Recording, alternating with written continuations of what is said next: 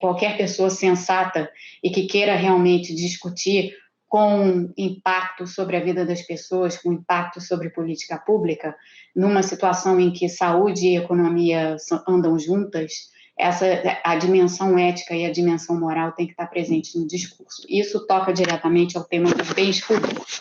Então, deixa eu explicar para vocês o que são bens públicos.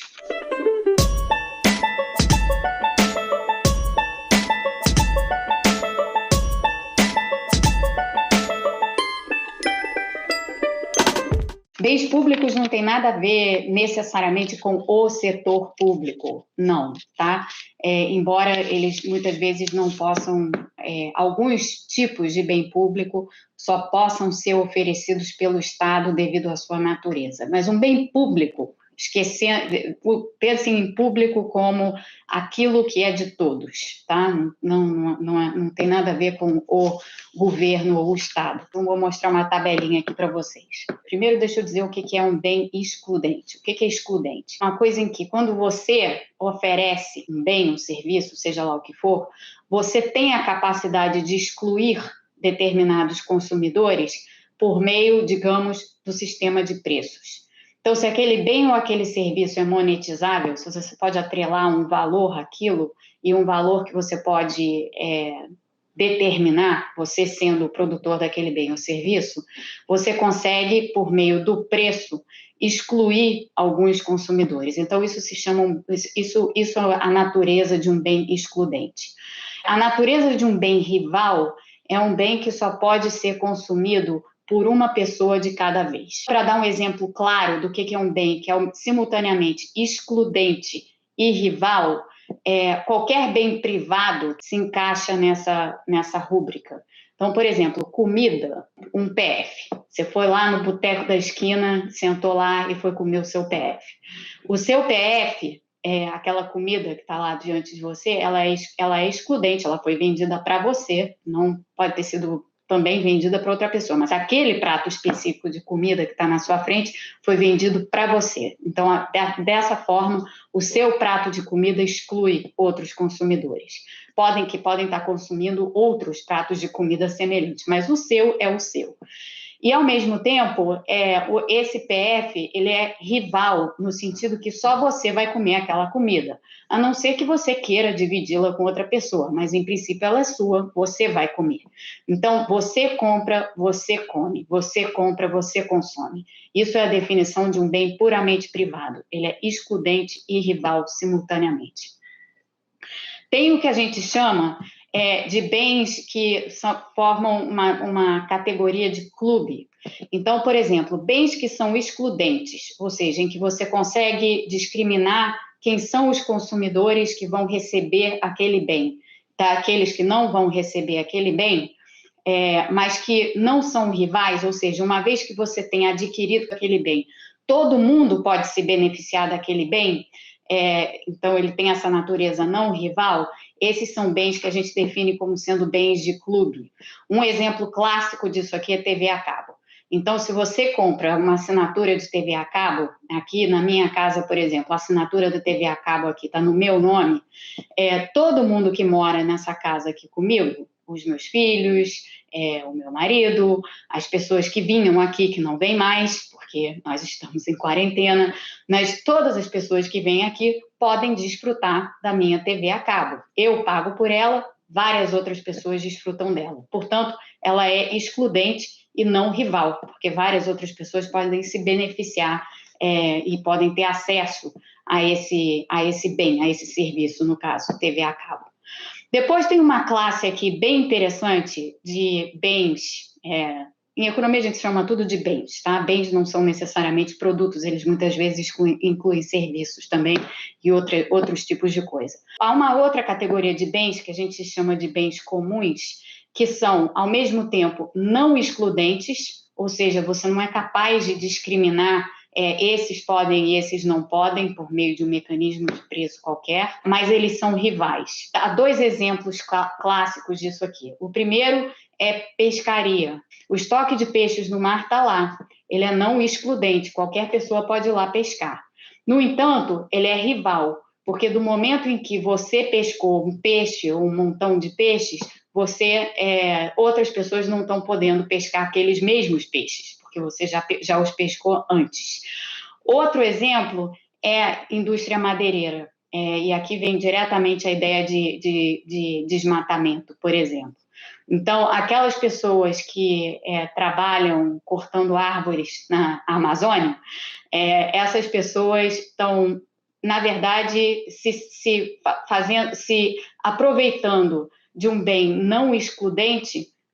Hoje em dia, do jeito que as coisas funcionam nesse governo, né, e a gente sabendo o que já aconteceu, o que está ainda acontecendo na Amazônia, grileiros entram lá e tudo bem, saem desmatando, então qualquer um entra lá e faz o que quer.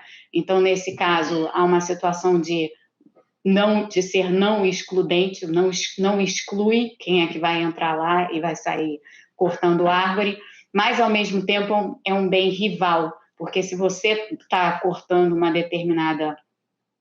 determinado número de árvores numa determinada região, só você está fazendo aquilo, ou só você pode fazer aquilo, outras pessoas não podem estar fazendo aquilo ao mesmo tempo que você, para aquelas árvores especificamente. Esses são bens comuns e eles geram uma coisa que, em sociologia, é conhecida como a tragédia dos comuns.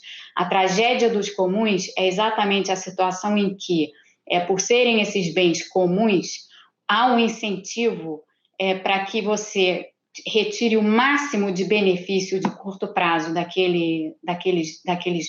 extração daqueles bens, sem levar em conta o que aquilo pode trazer em termos de impactos de longo prazo. Desmatamento é a situação clássica de tragédia dos comuns, porque quem está desmatando extrai de imediato um benefício do desmatamento, seja por meio da madeira que cortou e vai vender, seja pela terra que agora não tem mais árvores e que vai poder ser vendida a um preço maior do que se ela tivesse ainda floresta de pé, mas, de todo modo, ao fazer aquilo, você extrai os benefícios imediatos, porém, os malefícios de longo prazo não recaem sobre você, recaem sobre todos. Então, você extrai os benefícios e tem os benefícios privados e os malefícios são compartilhados com todo mundo.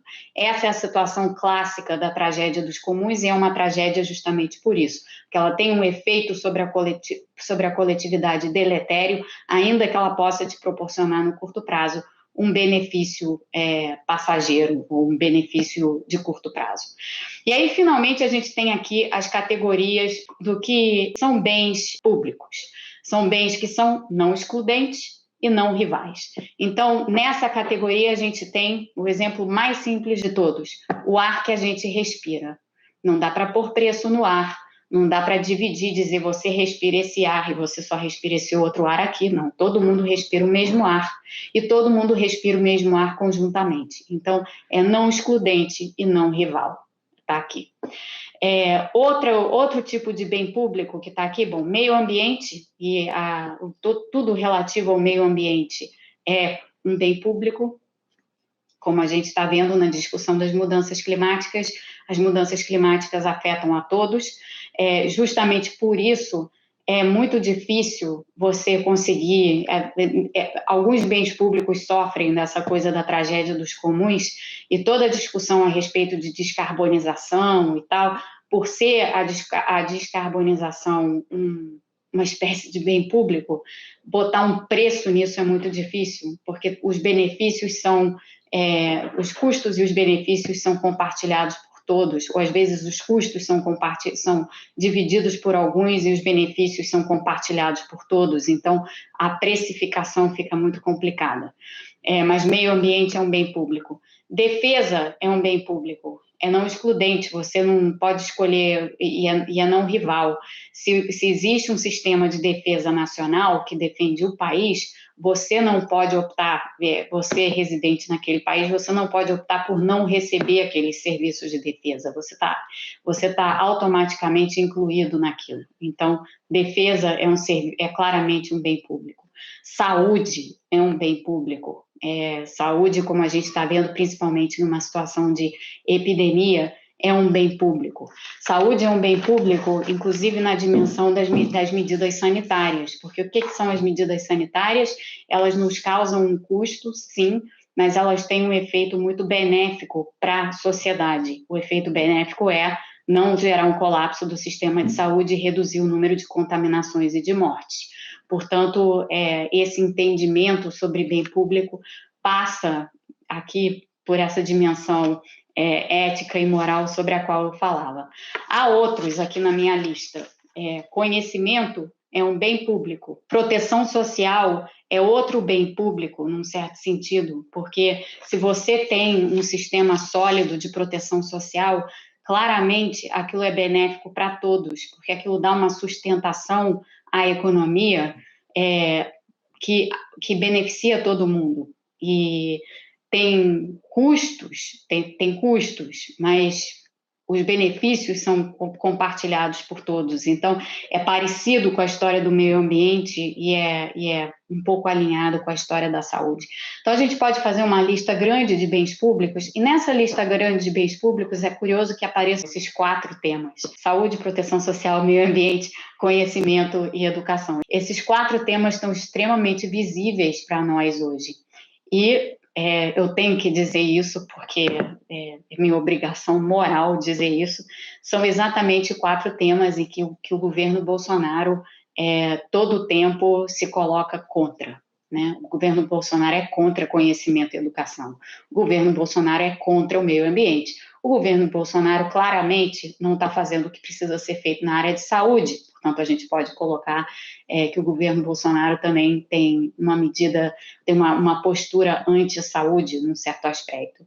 E o governo Bolsonaro tem certamente uma postura anti-proteção social, porque a iniciativa da renda mínima não veio do governo, ela veio da sociedade civil e da pressão da sociedade civil junto ao Congresso, e, como a gente está vendo, o governo está empatando a distribuição desse benefício que é tão importante para as pessoas. Os bens públicos deixam muito em evidência o seguinte: se eles são não excludentes e não rivais, não há solução de mercado para eles. Então, muitas vezes, um bem público, se você deixasse o mercado oferecer o bem público, provavelmente a oferta desse bem público seria muito aquém da desejável, precisamente porque o mercado não consegue botar um preço no bem público. Portanto, o equilíbrio de fato, quando a gente se dá conta de que os bens públicos são de extrema relevância, quando eles ficam muito visíveis, como eles estão agora, nas questões de saúde, nas questões de proteção social, nas questões de educação, nas questões de meio ambiente, a gente vê claramente que não existe essa separação, porque o mercado não vai conseguir entregar bons resultados, o mercado pode até conseguir entregar resultados supostamente eficientes ou estáveis, mas eles podem ser extremamente ruins, podem ser circunstâncias extremamente ruins. Qual é o papel do Estado nessa situação? Muitas vezes é prover o serviço ele próprio. Então, saúde é isso, proteção social é isso, educação é isso. E quando não é papel do Estado prover o serviço diretamente, o bem público diretamente, como no caso da educação, da saúde e da proteção social, mas também no caso de vários serviços de utilidade pública, coleta de lixo, energia elétrica, enfim, aí tem um rol, uma lista imensa de outros bens públicos e de coisas que tem que ser saneamento básico, que tem que ser providas pelo Estado. Quando não assim, o Estado tem que ter uma atuação como regulador. Quando ele não é ele o provedor, ele tem que ter uma atuação como regulador. Então, Estado e mercado são 2 coisas que estão interconectadas e tem sempre que trabalhar em conjunto. O entendimento de como você provê bens públicos passa diretamente por questões éticas e questões morais. A gente tem uma crise de saúde pública, a gente tem uma crise econômica com várias pessoas vulneráveis morrendo nas ruas. A gente já está vendo isso acontecer em Belém. Tem gente morrendo em fila de hospital já. Daqui a pouco vai ter gente morrendo em fila de hospital no país inteiro. E a gente vai ver isso. É ético isso? É moral?